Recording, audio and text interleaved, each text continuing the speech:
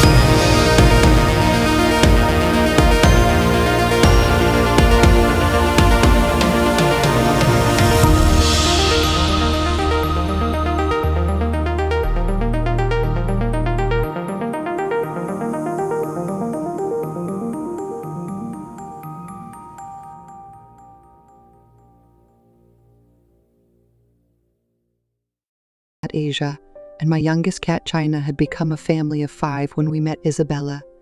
My daughter stayed over at her friend's house, and when I went to pick her up, her friend's mom started to tell me about a cat who needed a home. I was reluctant to take in another cat in such a small apartment, but I agreed to a trial period to see how it worked out.